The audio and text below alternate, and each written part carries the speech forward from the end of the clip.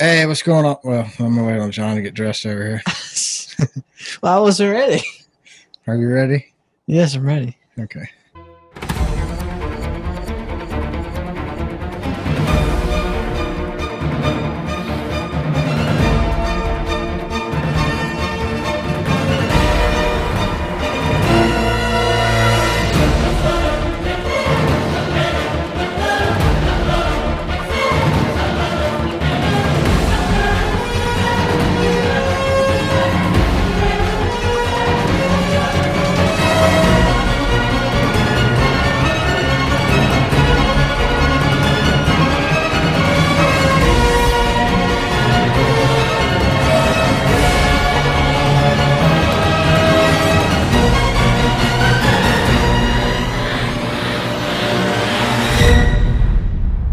Hey, what's going on, everybody? My name is Brad, and with me, as always, is John, and this is Race Car Spelled Backwards, Gen 2, Episode 96. John, what's going on, man? So, Here we are again, except this week we don't have the great, exciting race that we had after Darlington to talk about. yeah, no, not at all.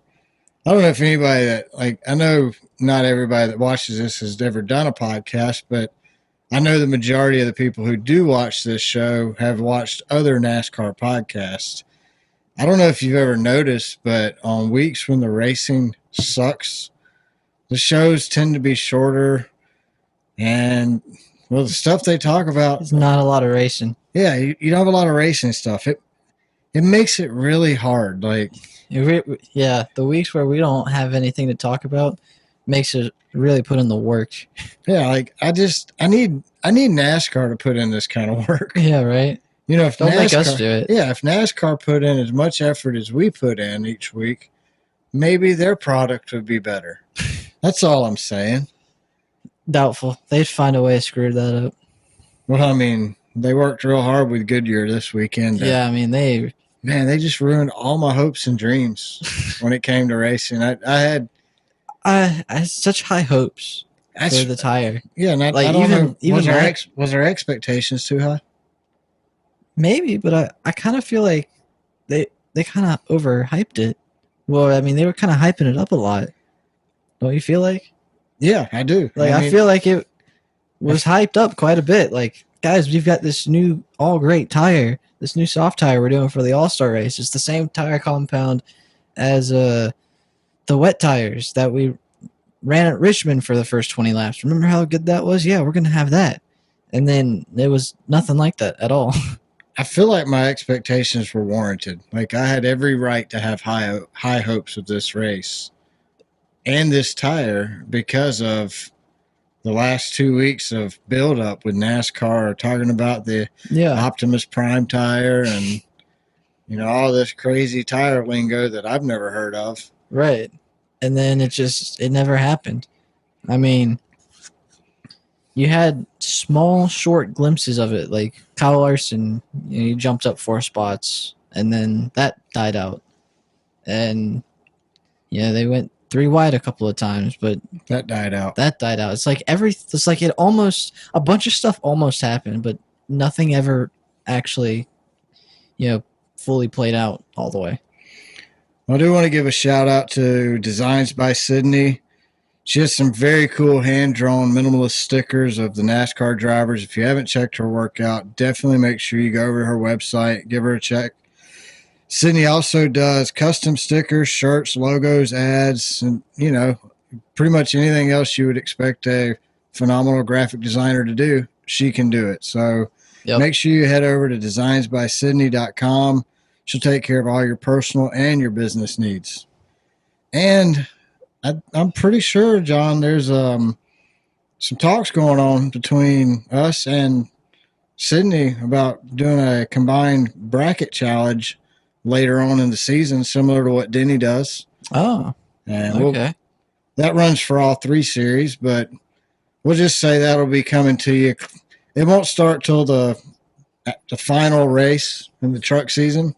The regular season race, it won't start till after that. So I just say if you follow us and you follow Sydney, stay tuned because a lot of great news is going to be coming out about that here pretty soon.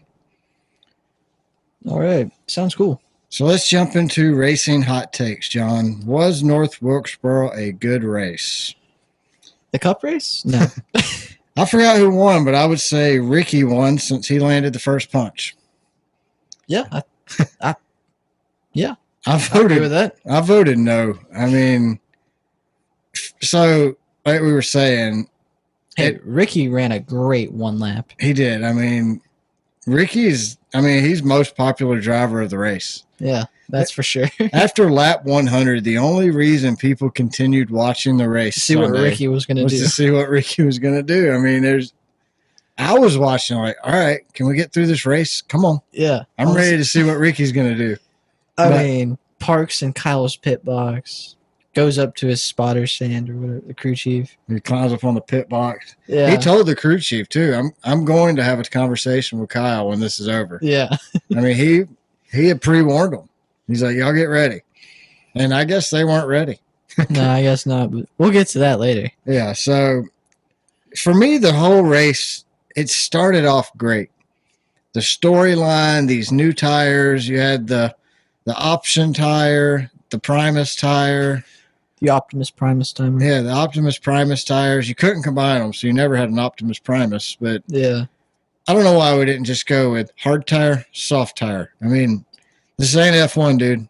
Like, just keep the lingo simple. We don't need to overcomplicate things. Yeah. But I'd say the first 100 laps, let's say the first 70 laps. Lap 1 through 70, I was intrigued.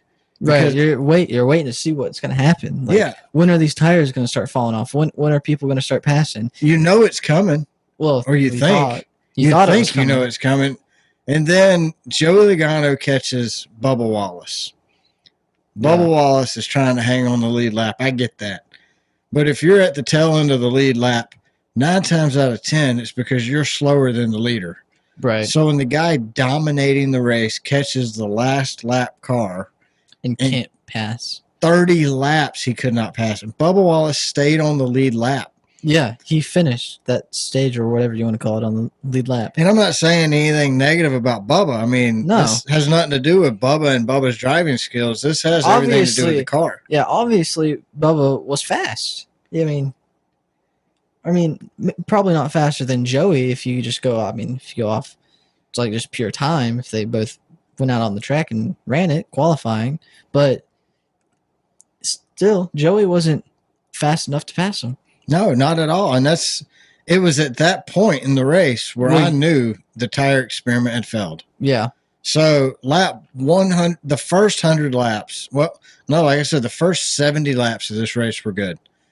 And after that, the next 130 laps, it's like we knew it wasn't going to be the race we hoped it would have been. And everybody went with the same tires. I mean, so you had everybody doing the same speed. I mean, these tires, man, they didn't live up to what they were supposed to live up to. And if what Denny Hamlin says is true, this is as soft as they can go with the tire. Yeah. I mean, that tells me it's probably not the tire. But yeah, I don't know. Jeff Gluck, was it a good race poll? 63% of you said no, it was not a good race. 37% said yes. So I was wrong earlier. 37% said yes, so you were off. I was off by 1. Yeah, John, yesterday while cutting grass, John decided that he thought it was going to come out to 36%, and it came out to 37%. So that was pretty close. Yeah, well, I'll let you start guessing on the show before I tell you. So starting next week, I'll ask you what your guess is, and we'll see how close you get. Yeah. I would guess, but that defeats the purpose. I was about to say you gotta put it down. Yeah, I gotta write it down so it ruins it. Yeah, you were like, I guess it was like I'm gonna go with 37% yes this week. Yeah, you're gonna get that win by default. Well, Jeff Gluck said it was gonna be 35. Yeah, and Jordan said like 42. Yeah, Jordan, Mr. Baggage Claim Advertising Bianchi said it was going to be 42%. So he was wrong. Jeff wins again. Jeff's actually absolutely killing him this year in the picks. Yeah. So that's crazy. I thought 37 was a little high. I did too. I was really hoping it would be 18. I was hoping we'd have Texas style numbers. Oh. We need it. Like NASCAR, we have to send a message. Honestly, I don't even think we need the All-Star race, to be honest with you. No. I say we get rid of it and just next year. I mean, next year we've already announced we're going to Phoenix and we're going to the All-Star race at North Wilkesboro again. So 2 races that aren't any good, that the fans absolutely don't enjoy watching on TV. We're definitely going to do again next year. Don't worry. Yeah. Like, that's just how we roll. Absolutely. Those are the 2 races we're most excited for next year. It is. I would honestly say let's skip the rest of this season. Just go ahead and run the championship at Phoenix. Then let's just run all the races at Phoenix next year. You know what? Except for the All-Star races. You know what? I've been trying to get some more sleep here recently, so I think the more races we run at North Wilkesboro, the more sleep I can get. Yeah, between there and Phoenix, which absolutely sucks. Like, North Wilkesboro is a phenomenal I know, we've been there. venue. I'm interested to go there now that they've completely redone it. Because, I mean, we went there back when Porta Johns and food trucks were your only option. Yeah, but man, was that cool. And so I don't think it would be as cool now as it was then. I still think. I think when we went straight back to the 90s. Yeah, and that was what made it that event. And we had the Cars Tour. So, yeah, we had the better racing. Yeah, like maybe I would be willing to go.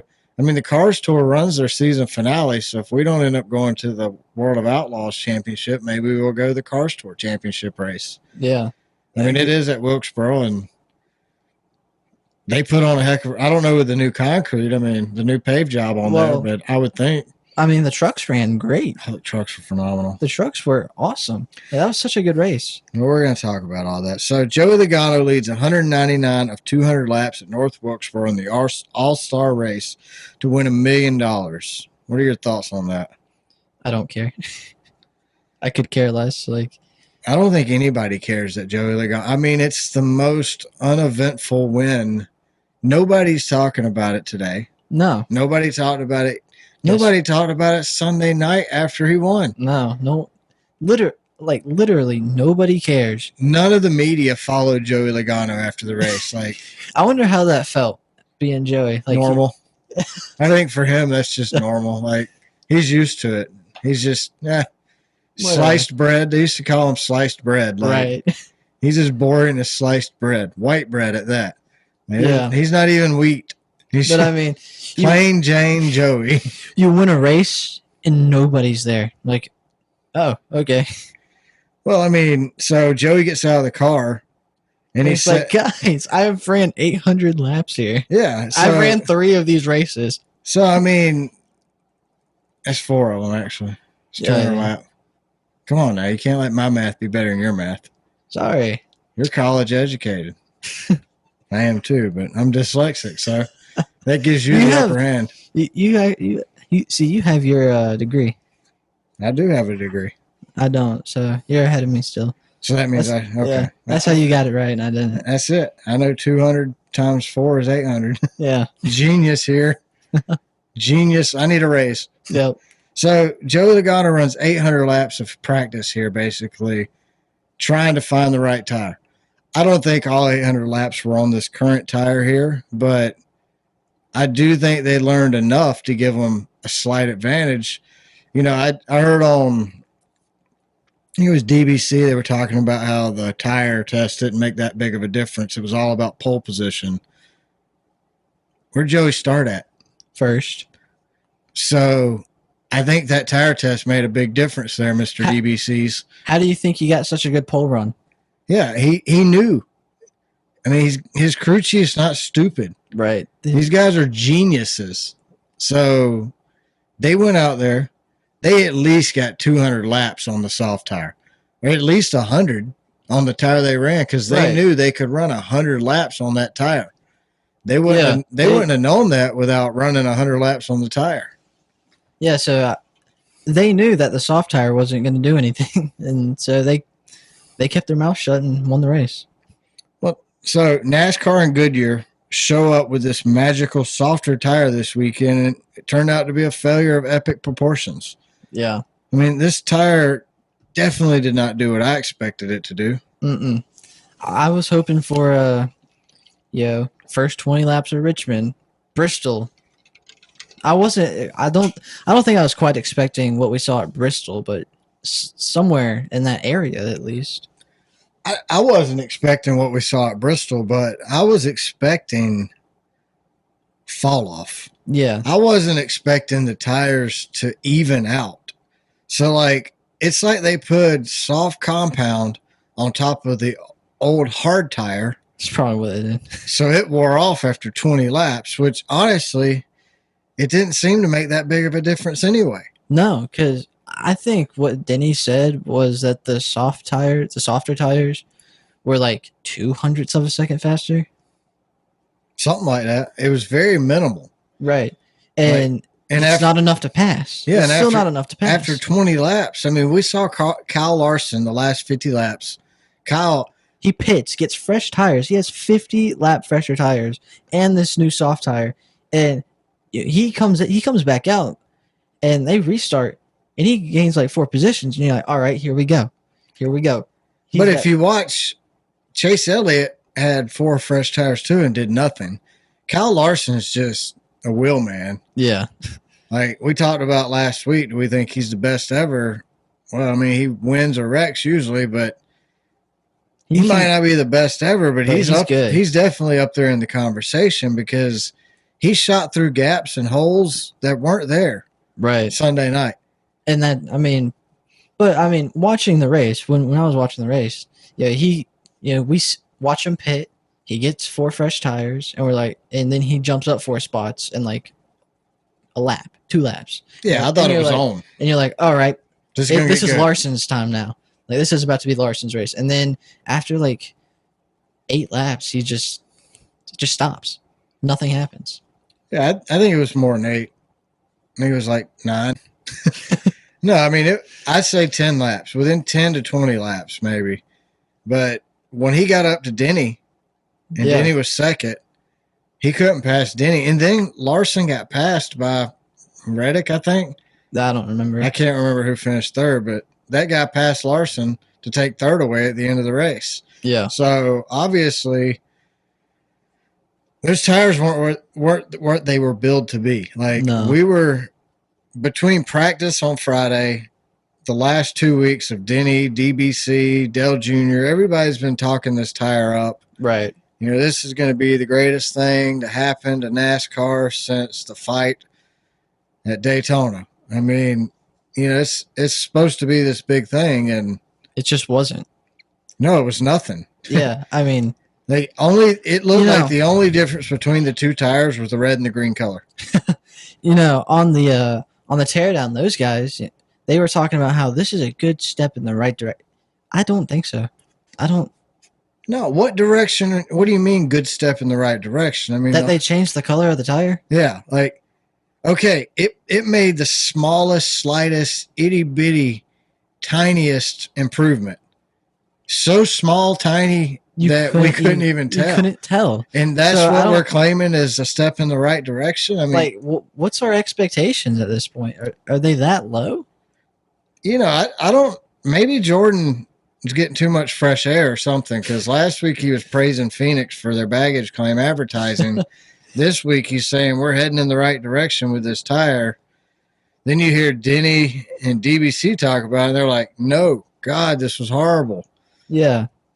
And I personally thought it was a horrible race. Like I said, the first 100 laps, you know, Clint and the guys in the booth on Fox did a good job of building up something. Right. But that something never came. Happened. And then they went and got another set of tires. And it's like, if it didn't happen with the first set, it's not going to happen with the second time either. And it didn't. No. So it really just, in my opinion, it was a failure of epic proportions. Like, yeah. And look here, guys at the teardown, you know, Jordan and Jeff. If you still think the tires are the right way to go, here's an idea. We'll just take some razor blades and we'll scuff up the tires before the race. Yeah. And then they're bound to fall apart. Yeah. So, well, I think they should just have one guy just go through everyone's tires and poke random holes and see what happens. Well, that's bleeding tires. That happens. They get in a lot of trouble for that. No, I see what Jordan. So I'll be honest. When Jordan and Jeff said that, I was like, you know what? Maybe they're on to something. You know, maybe we're going to take small steps. You know what I mean? Yeah. So, but then after I listened to Denny, and Denny's like, I've been told, guys, this is the softest that Goodyear can make the tire. If that's the case, and it's the softest they can make the tire, then there's no more improvements we can do. And let's say they manage to make it just a little bit softer. What's that going to do? Obviously nothing. Yeah. I mean, they're going to have to be so soft, they're not going to last. Right. Like, not going to last off pit road. Right. Like, now, granted, I'll say the track temperature at night, they said the tires looked a little better during the daytime testing when the tracks were hotter. So maybe maybe we can't race at night anymore. We're changing all this for the car. It's the car. Like, the elephant in the room is the car sucks. Like, I don't know how else to say it. I don't know how to be politically correct about it. I'm just being straight up. This car is garbage. We need to take this car, light it on fire, push it over a cliff, and turn around and walk away. There is no reason we should ever run another race. We could cancel the rest of the season. Just cancel the season.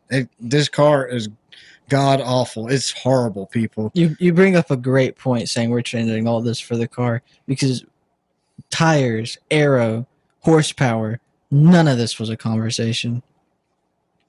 Ever. No. Like, racing at night, short tracks. That's what I mean. Like I'm to the point where I'm ready just to quit going to short tracks. If this is the car we're stuck with, let's stop. Let's get rid of Bristol. Let's get rid of Richmond. Let's get rid of North Wilkesboro. Let's get rid of Martinsville. Heck, let's get rid of Darlington, Dover, Iowa. I mean, anywhere that's under 1.5 miles. Nashville will make an exception because it's like 1.4. Yeah. But that's it. Anything smaller than Nashville Super Speedway, just not scrap it. And honestly, anything larger than Atlanta, scrap it. And anything that goes left and right, scrap it. And just run intermediates. That's it. Because that's the only track this car's good at. I'll get my short track fix in by watching Flow Racing. That's what it's just. That's where. What do you mean? That's where we are getting our short track fix from. That's true. I had such high hopes this tire was going to make a difference, and it didn't. And because of that, I give up. Like, it's just so defeating. Obviously, NASCAR's not going to change this car any. It is what it is. We're not getting a new car. We're stuck with what we got. What are we going to do? We're going to keep throwing tires at it. That's not going to work. We just proved that. So the only option in my mind is just to quit going to places the car sucks. Look, Dale Jr. can take the cars toward Bristol. He can take the cars toward the cars tour does go to Martinsville, I think. I know the late model stocks run a big race at Martinsville. So, look, let's just put the cars tour on all the short tracks and get rid of them in the Cup Series. We got Xfinity and truck. I mean, the truck race at North Wilkesboro was great. It was phenomenal. I mean, they were running 2-3 lanes, passing. I mean, Corey Heim. 4 wide, 3 wide, 2 wide. Corey Heim dominated that race. And they weren't wrecking, really. No. It wasn't your typical truck race. Crash everybody. It was hard racing. It was what the sport was built on. Yeah. Our minor league series is better than our way better. So we got great minor league racing and great major league crap. That's what it feels like. Yeah. It's just. And then there's Xfinity. But then this weekend we got Charlotte, Coke 600, and we're all going to be praising how great of a race it was next week. I hope. Hopefully. I'm sure we will. I mean, Charlotte, the Coke 600 has been really, really good the last few years. Yeah. This new car actually puts on a good race. But either way, the Coke 600 is usually a good race anyway because of the endurance aspect. So yeah. So we'll see. You dropped it. I want to give a shout out to these guys right here. Driven. So they make sunglasses, if you don't know. John's got a pair. I've got a couple pair. I actually bought a pair and had some issues with them. These guys turned around, sent me a brand new pair. You know, this is what was cool. It wasn't cool that they stood behind their product. To me, what was cool was it's like 9 o'clock at night, and I'm getting responses from somebody who actually works here, not a customer service company, but an actual employee is responding to me apologizing for the issue. Like, and we've went back and forth many times since then. Like, I've told them thank you. Like, I'm blown away. Great customer service. So if you're in the market for a new pair of sunglasses, check out these Driven shades. They're really cool. I like them. They're comfortable. I love them. Yeah, John. They're a lot. I think the biggest difference that I noticed immediately when picking them up is that they're a lot lighter than most sunglasses. Yeah, they're way lighter than Oakley's. So it's almost like you don't even have anything on. Yeah, I mean, they're phenomenal. But and the look is great. Like when you're looking through them, what you see, it's a great vision. So yeah, if you need a pair of sunglasses, Driven, make sure you check them out. They make quality sunglasses, and they have amazing customer service. Like, yeah. We don't promote companies on here unless they have great customer service. And you got Designs by Sydney, phenomenal customer service. Driven, phenomenal customer service. And they also sponsor Josh Berry. So you might want to check them out if you haven't already. So, John. Yep. What do we got next? The only other thing that happened during the race, Ricky Stenhouse Jr. Oh, yes. On lap 1. We're finally here. Ricky goes hard into the middle. Kyle gets into the wall. Next turn, Kyle retaliates. Hooks Ricky, or didn't hook him, but he bumped him. And Ricky just hooks a hard right, nosedives into the wall, ends his day. Yep. Do you think Ricky's at fault here or Kyle? For on lap 1, when they go 3 wide, I don't think it's I think that's Kyle's fault. Kyle left the middle lane open, and if the lane's open, someone's gonna take it. And yeah, it's not shocking that it's Ricky. Well, but I think most anyone would have taken that shot, don't you think? I do, and that's my whole thing here is I don't blame Ricky or Kyle here. Now, I do think Kyle left the middle open.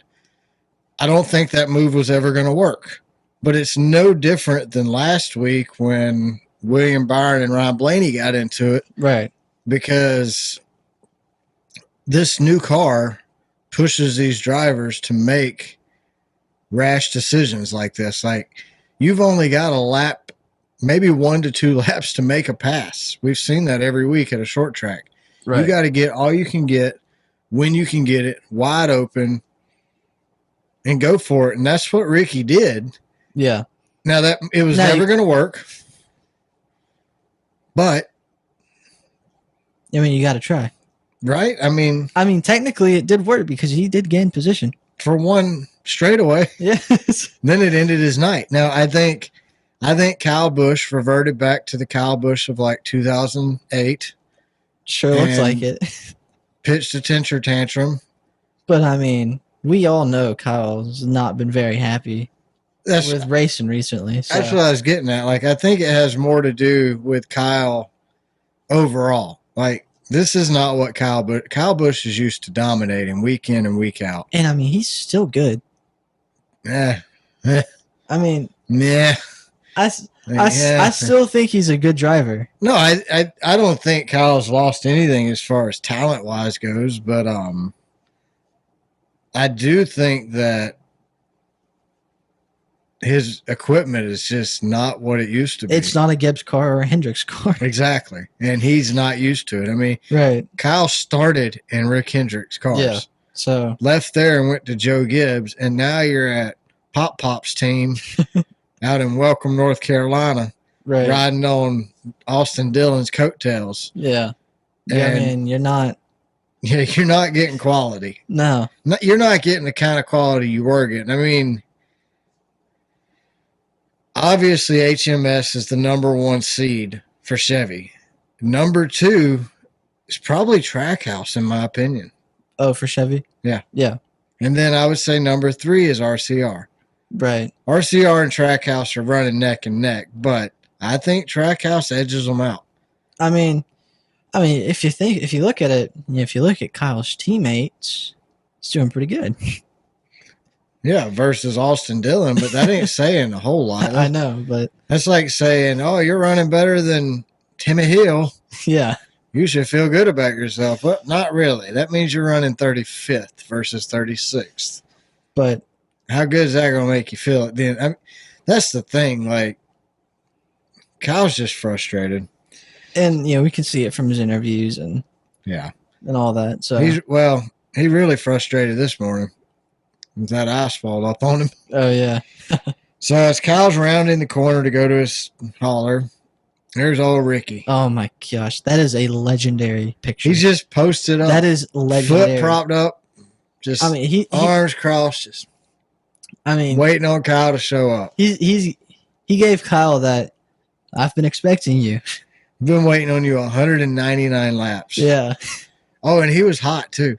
Oh, yeah. Like, the beauty of North Wilkesboro is you can't get out of the infield. So when you wreck, you're stuck there. You're stuck until it's time to go. So Ricky spent 198 laps stuck watching that race. Fuming because he's not in it. Yeah. And he wants to be out. He only got to run one lap. Yeah, it's not a points race, but it's $1 million. And Ricky could probably use $1 million right now. Right. So here he is sitting here fuming hot. He's texting his friends. They're firing him up. You know they are. Denny didn't say it, but you know that group chat. They were all. Oh, yeah.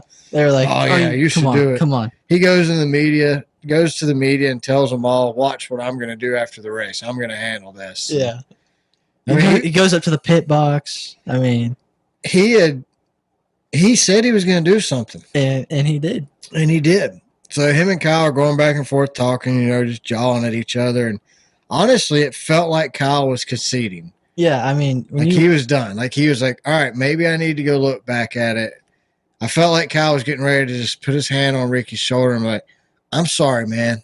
I need to look at it, and then I'll make my opinion up. But I felt like Ricky knew. Like, Kyle's about to apologize. I know, Rick. You can see it if you watch the clip back. You see it on Ricky's face. He's standing there listening to Kyle, and he's not even really paying attention to what Kyle's saying. No, not at all. You can see it in his face. He's like, all right, my window to punch this guy it's closing real fast, because if he apologizes, I can't punch him no more. I'm going to look like an idiot. So he's standing there as Kyle's kind of going, well, and he's like, all right, I got to do it. I said I was going to do it. I got to do it. And bang, just. And I give Ricky credit. He said he was going to do it, and he did it. Yep. No, we're adults. I don't think you should be fighting at this age. It just hurts a lot more than it did when we were kids. Just tell that to Ricky's dad. When I was listening to Actions Detrimental, Denny Hamlin, yesterday, and your mom's like, she's like, oh, your dad would have been involved. I'm like, oh, my dad? Yeah. My dad would have been the first one to swing probably. Yeah. And I would have went up to Kyle to have a conversation with him. My dad would have probably come over my shoulder and popped Kyle on the lip. Like, so does it surprise me? Honestly, I don't think that your kids ever reach an age. So you'll never reach an age where I wouldn't defend you. So everybody wants your daddy to fight your battles. Look, my dad would probably still fight for me. You're 17. Yeah. I would fight for you in a heartbeat now. And when you're 37, if you need somebody to swing with you, I'm your guy. Let's go do it. So that's all I'm saying. Like, I don't think there ever comes an age where your kids don't mean enough to you that you won't take a punch for them. Right. So I don't fault Ricky's dad. Although it was quite comical. His explanation, like, Ricky's like, get my dad. Someone get my dad. Someone please go get my dad. It was hilarious. And then Ricky's dad's like, I got my glasses on. What's that got to do with it? And I think that means I'm not going to get in a fight. I have my glasses on. Like, I think that's what he meant by that. But I'm laughing like, what is going on here? Like, I mean, Big Rick is in there, and he don't care. No, it was. He's probably going to get suspended for a couple races. He did. Did he? Yeah, he did. Okay, I haven't seen the news yet, so. I heard it somewhere. I think it might have been the teardown. Yeah, they don't know yet. So penalties, they had the Hall of Fame induction today, or nomination released today, so NASCAR won't release penalties till tomorrow. Otherwise, I'd tell you all what the penalties were. But hopefully there's no penalties to the drivers. I personally don't think that Ricky's dad needs a penalty either, but if he does, I'm okay with that, because Joey Logano's dad's been penalized like 4 or 5 times for fighting. Nick Sanchez's dad got into it last season, and he got suspended for 2 races. So I expect something, and I'm okay with that. But Ricky hit him. Oh, yeah. And that's rare. Most of these guys run their mouth and they go up and kind of push, and then NASCAR breaks them up. But here's my thing. I think that it should be a penalty to any crew member who jumps in the fight. I think NASCAR needs a security guy to be there. Like, there's always NASCAR security is always there now. I mean, They knew this was going to happen. Yeah, did you see it when Kyle got out of his car? They had like 3 guys right there. Yeah. But I don't think NASCAR security should be allowed to jump in for a minimum of 20 seconds. Give them 20 seconds. Let them fight, man. Like, you make it worse when everybody jumps in. It becomes a tussle. Yeah. And I'm sorry, if I'm a media member or if I'm a crew member and I'm standing there and I get popped upside the head as an innocent bystander, I'm swinging back. Right. Like, it's going to be a reaction like, oops, I didn't mean to hit Kyle Busch in the lip. But he hit me in the side of the head. Exactly. Like, that's what happened to Big Rick. Yeah. Big Ricky got hit in the side of the head by Busch. Well, maybe like a paw, whatever Kyle does. And then he swung. Yeah. And that's okay. Like, Kyle's a brawler. Kyle's been into many a fights. Oh, yeah. I mean, I think Joey busted his nose one time. Gosh, I was on the on Denny's podcast. Denny's like, yeah, I'm a fighter. Denny ain't no fighter. No. Ain't nobody ever seen Denny fight. Denny's a mouth runner. Oh, yeah. Oh, he starts a lot of fights. Oh, yeah. I want to see him finish one. That's all. I want to see Denny and Stenhouse do a charity match. How about that? Denny, if you want to prove you're a fighter, you go get in the ring with Stenhouse. It'd be like those YouTuber boxing matches. Well, Dale Jr. and them used to hang out with this rodeo dude. He was a rodeo star, and they'd all get in the boxing ring with him. And like TJ Majors is like, no, you don't want to do that. That ain't fun. Like, them rodeo guys are crazy. Yeah. But I mean, I want to see Denny go at it. Yeah. Show me you're a fighter. Come on, Denny. I mean, I'll run for a few rounds with you. Whatever. I just want to see you fight, man. I'm not saying you're not. I'm just saying we just want to see it. If you claim to be a fighter, let's see it. Show us you're a fighter. Yeah. So this weekend, Denny, I expect you to get into a fight with somebody. Maybe Bob. You and Bob Pockers get into Jordan. His views lately have been a little skewed, so maybe he needs to fight with Denny. Yeah. You know, actually, I'm all for that. A Denny and Jordan Bianchi Dirty Mo Media showdown. The Dirty Mo Media clash. Let's do it. Dirty Mo Media can have a boxing match between Denny and Jordan Bianchi. Oh, man. I think it would be great. And then we'll know if Denny's really a fighter. Yeah. So I don't think Jordan is, but I do think Denny. I think Denny could probably hold his own. Probably. So the truck race got flooded out by knee-deep water on pit road. Crazy. I've never seen nothing like that in my life. That was insane. Hey, did you see the one dude like swimming in it? Yeah, I was about to ask. You see the people swimming? Well, I think it was Door Bumper Clear. They were talking about how the Porter Johns were right behind it, and the toilet paper was floating in the water out of the Porter Johns into where that guy was swimming at. So he's probably got some disease. Yeah, he's probably got E. coli today. But man, it was a clip. I think maybe I think it's a sign. I think God's trying to tell NASCAR that he does not like their short package or their short track car. Package. Their car. We call it a package. It's the same car they run everywhere, but on a short track, the product's so bad, God's like, flood. Here you go. Run now. Run it. I mean, I wanted to see them sprinkle tires. Yeah, I know. They were floating away. They couldn't even catch the sprinkle tires. Yeah. But congrats to Corey Heim. He won the truck race, like we were saying earlier. Truck race. It's great. It was a great race. I mean, I think Raja spun out, and then some other guy, I don't know his name, spun out. But really, there's a lot of beating and banging, like good, hard racing beating and banging, not wrecking. Not your typical Kyle Busch type of wrecking. But yeah, it was just a great race. Yeah, you had a Butterbean. Oh, Butterbean Queen. Butterbean Queen finished fourth. Check this out. He pulls into the track with Butterbean Queen on the side of his car. Everybody knows Butterbean. Yeah. Anybody that knows anything about late model racing knows Butterbean. NASCAR made him take it off. What? No nicknames, I guess. I don't really know. That can't be true because Kyle puts Rowdy on his car. But yeah, when he ran the race, it just said Queen. Huh. And then on the NASCAR results, it said Brandon Queen. Like, I know his name's Brandon just because I've watched enough late model races on Flow to know that. But everyone calls him Butterbean. I've never said, "Oh, there goes Brandon Queen." It says, there's Butterbean. That's it. Yeah. Don't even say his last name, Butterbean. I mean, when I first heard it, I thought it was Butterbean McQueen, like Lightning McQueen. Ka-chow. Ka-chow, ka-chow. With Butterbean. I am Speed. I am the Bean. I am Bean. Yeah, but I am Queen Bean. His very first truck race finishes fourth. Like, if that ain't talent, I don't know what is. Like, we got a lot of great young talent. And we got a lot of great young talent coming out of this Cars tour. Yeah. I don't know if that tells you anything. Like, I don't know if that says anything, but maybe the Cars tour is good. Maybe. I think it is. Maybe it's better than what we currently have on short tracks. Absolutely. We're not sponsored by Flow Racing in any way, shape, form, or fashion.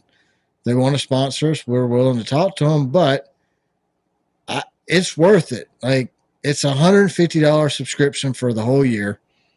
You get dirt tracks, you get asphalt tracks. I mean, you got the Cars tour. The Cars tour in itself should be worth $150 a year. But not only do you get the Cars tour, you get the Kubota High Limit Sprint tour. Yeah.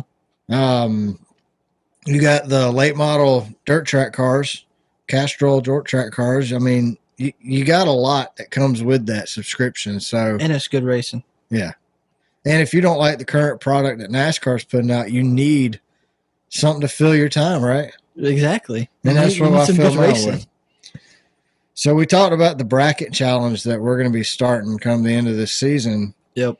Well, Denny Hamlin is kicking off his bracket challenge on June 2nd this year. It's going to start. It'll open for you to make your picks on May 28th, and then we'll start hard at June 2nd. I did the bracket challenge last year with Denny. I mean, it's just cool. You know, it's just something else to follow. It's 5 races. We'll do one on the show. We'll probably both do our own, or we'll do one together. I don't know. We'll figure it out. Yeah. But it's just cool to do. Like, I didn't win anything last year. I was out very early. But I mean, it's still fun. Like, talk about being out early. NASCAR is starting theirs on Atlanta. Oh yeah, next season it's starting at Atlanta. Like, so I'm glad Denny's coming back with it. I think Denny started this last year. It was great the way Denny did it. The top 32 in points, break it down and go all the way down to the last man standing in 5 races. Yep. Like I said, we're working with Sid, and we're going to try to put something together with her later this season. So if you enjoy what Denny's doing, make sure you check out what we do, because you're definitely going to enjoy that. And Denny's the one that started this whole thing. Yeah. NASCAR gave him 30-minute notice. Like, yeah. Steve Phelps called him and said, hey, we stole your idea and we're about to announce it. I mean, luckily, he's okay with it. But Denny said it last year when he did this. Right. I mean, he was like, I remember him saying it. I remember him saying that too. Like, he's like, I don't care if I get the credit for this or not. If it's good for the sport and it helps. And he said last year when they did it the whole time, like, NASCAR would reach out and ask him, how many people signed up? How's it going? So, I mean, Denny just cares about the sport. And I think that's cool. Yeah. That says a lot about Denny. Feel like he should have been given some credit. Yeah, I do too. Like, thank you, Denny. That's all. Just a tweet. Just a tweet. Thanks, Denny. Thank you, Denny. That's all. That's all we need. They don't even have to say what they're thankful for. Like, we'll know. Yeah. The fans will know. But and we'll be satisfied with that. But yeah, I mean, like I said, it's a good thing he doesn't care, or he definitely talk about it. But I do think the right thing to do would be to give him some credit for it. We'll give him credit on the show. Yeah. What do he say? He'll take his commission when he wins the $1 million? Yeah. The fact they're starting on Atlanta really makes that a hard one to pick. Yeah. It really makes it a hard one to pick. So, but you know what? Maybe we'll start ours on Atlanta this year. I have to talk to Sid. Maybe we can start ours on Atlanta this year. It'll be then you'll know how it's going to go next year. Right. It might actually help you make your bets for next year if we start ours on Atlanta. No, you know what? I mean, Denny predicted his win. He called his win. He called his championship. If he wins the championship, I might pick him to win that bracket. No, me too. That would be a three-peat. Yeah, I think, and if anybody can do it, might be Denny. maybe. We'll see. So let's talk Kyle Larson. Oh man, He goes out. Not only does he make the Fast 12, then he goes out and makes the Fast 6. He qualifies 5th. He's going 330 plus miles an hour. Not 3. 200. Man, he is flying. He used to see him. Well, maybe that's next. Top field drag. Yeah. Like, why not? Yeah. Why is he not going to? Why couldn't he be in a top field drag next year? Who knows? Man. No, 230 plus miles an hour. I mean, and they ask him about it, and he's like, Whatever. It didn't whatever. feel that fast. Yeah, I couldn't even tell. I thought we were running around under caution. He does make it look effortless, too. I know. So I watched Indy 500 qualifying for the first time ever in history. Man, like, I'm so excited that we have Lee Diffie coming to NASCAR for the last 5 races of the season because he made qualifying sound amazing. Like, I'm working on our studio, just setting things up. And I got qualified playing in the background, and I couldn't stop watching. I'm like, this is legit good. This is interesting. I'm more entertained. I'm more excited about the Indy 500 than I am the Coke 600. Yeah. And I don't think I've ever watched an Indy race. You've never watched the Indy 500 with me? I think I've watched some of the 500. I don't think I've ever watched the whole 500.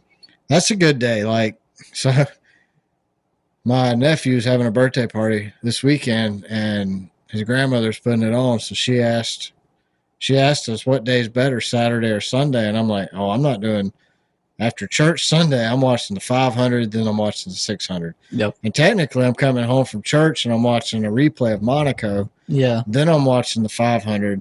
Then I'm watching the 600. So, I mean, it's the 3 biggest races of the year, in my opinion, are Monaco, the Indy 500, and the Coke 600. I mean, it's the greatest day in motorsports. Right. You have all 3 on one day.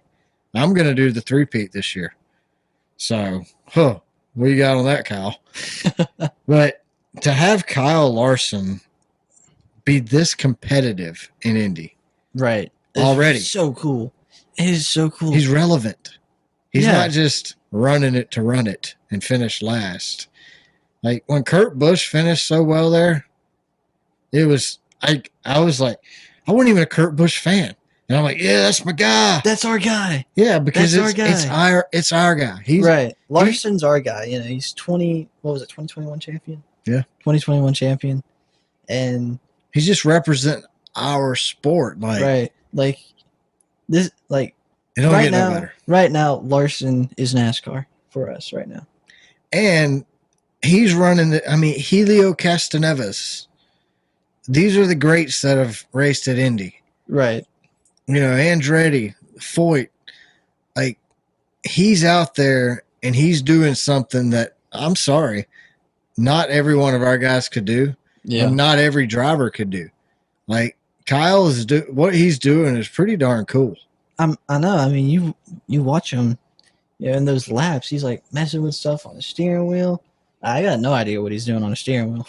Somebody was talking on Twitter. They're like, yeah, but nobody's mentioned the Allison brothers from 1970. I'm like, who? Bro, Donnie and Bobby, like that was 14 years before I was born. Yeah. Like mad respect to the Allisons, but it's different times back then. Like there's legit 30-something cars in both series that could win each week.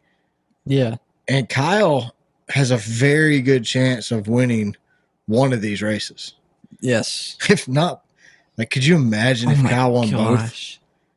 Like the headlines. Yeah, I mean, he would be the best driver in the world right now. I mean, they would have to put him in every Hall of Fame. He'd make the NFL Hall of Fame with that. It would be amazing. Like, imagine like that kind of credentials. Like, I've won the Indy 500 and the Coke 600 on the same day. Same day. no big deal.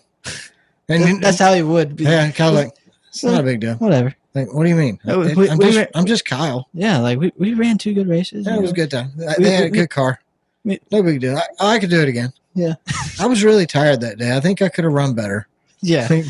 It's like, it didn't go quite how I wanted to, but we managed to pull through it at the end and grab the win. It was a good day. I mean, everybody wants to compare him to Jimmy Johnson, and I kind of do too at times, but like Kyle he's just as humble as Jimmy. Like Kyle and Jimmy both seem like they'd be great people to be around. Yeah.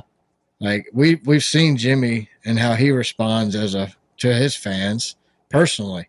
So I can imagine Larson's the same way, just by what I've seen of him. And I mean, I met Larson at the Coke 600 in 2022. Super nice guy, very approachable, very down to earth. Like, he's just a legit good person. So I've never been excited about a guy doing the double like I am Kyle. No, yeah. And like everybody's trying to hype up the headlines like, oh, President Trump's going to be at the Coke 600 and they're going to have to land the helicopter down the street and shuttle him over. He'll never make it. Yeah, he will. Yeah, he's going to make Trump it. will send his presidential army to go get him. Yeah. Whatever those guys are called. Not army. The president. Yeah, that's... Ooh. Not barricade. Whatever. With his car, He'll make sure he gets there. How about that? And then they're saying, well, if the weather's bad, he'll have to pick between the two. The weather doesn't look bad for either, so. No. And honestly, if he had to pick, I'd say go run the 500. Yeah, go do Indy. You get to do the 600 next year. I know under contract he is required to run it, so he wouldn't be able to make that call, but that's the call I would like to see him make. Right. But I know it won't happen. And if you're tired of hearing people talk about Kyle Larson, I'm sorry. We're going to talk about Kyle Larson. If he finishes good, it's good. I mean, regardless of where he finishes, we're going to be talking about him next week. Oh, absolutely. So Chase Briscoe went on Sirius XM radio and basically said he has no idea what's going on next year. Which is crazy. It's crazy that those guys have no idea. Like, I mean, I'm sure it's got to be coming soon. Stuart Haas, whatever they're going to do, they can't keep these guys in limbo. They've got to let them know what's going on. Right. They got to go make other arrangements to feed their families next year. But Kevin Harvick took a dig during the Fox broadcast at Tony Stewart by saying that it's weird. He's seen the owner of the team twice in 1 week. Twice. Like, Tony. Hello. And it's not a good look for the sport. No. I don't know. I think Stuart Haas is going away completely. Personally, that's my gut feeling that we won't have Stuart Haas anymore. We'll have him in the Xfinity Series. They'll run it out of the F1 shop or something. But I don't see. Look, Tony's first love now is drag racing. Yeah. I mean, Tony he's driven every kind of car, but he's truly happy. And I love watching him in the NHR drag racing series. Like he's happy, and that's cool. Right. It's cool to see Tony that happy. So more power to you, Tony. If that's where you want to go, man, go. I don't really care what you do with your charter. I know that's 4 teams. That's a lot of employees who are going to lose their job. For that, I hate. Yeah. But in a series right now that's looking for good employees, like all you got to do is go on Twitter or social media somewhere, and all these race teams are looking for good employees constantly. So I do think most of these guys will bounce back pretty easily. Chase Briscoe, we'll see where he ends up at. I think he'll end up in the 21. Noah Gragson, Alex Bowman could get fired or something, and he could end up at Hendrick.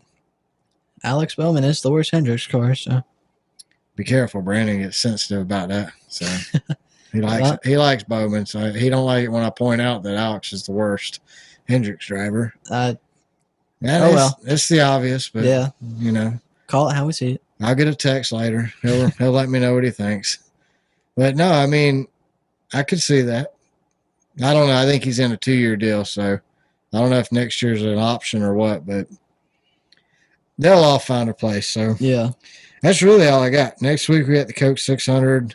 I did see the Coke 600 next season will be run on Amazon Prime. Oh yeah, that's right.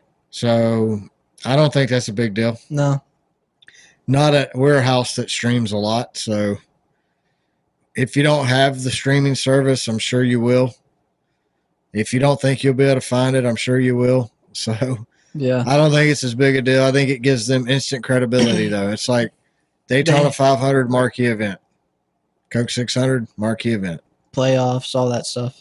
Yeah, so everyone's got their own thing. Bracket challenge. Yeah, I mean it sets them apart. I think it's cool. I have no problem with it. Yeah. But anything else? No, that's it. So this weekend we got the Coke 600. It's going to be at 6 p.m. on Fox.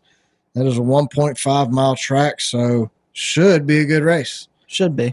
I'm expecting it to be. Other than that, thanks to everybody who watches, listens. Make sure you share our show on social media. Tell all your friends about it. Follow us on X. We're at Car Backwards. Subscribe to our YouTube channel and check out all our videos. Check us out on Spotify. Follow us and make sure to rate us there. Subscribe to the show on Apple Podcasts and leave us a review like Brandon did. When you leave us a review, it helps other people find the show. So we greatly appreciate the reviews that you do leave us. Give us a like and subscribe on YouTube Music as well. If you feel the need, you're more than welcome to email us. We're racecarbackwardspod@gmail.com. And make sure to check out designsbysydney.com and support her work as well. Other than that, y'all have a great week, and we will talk to you after the Coke 600. Thanks, everybody.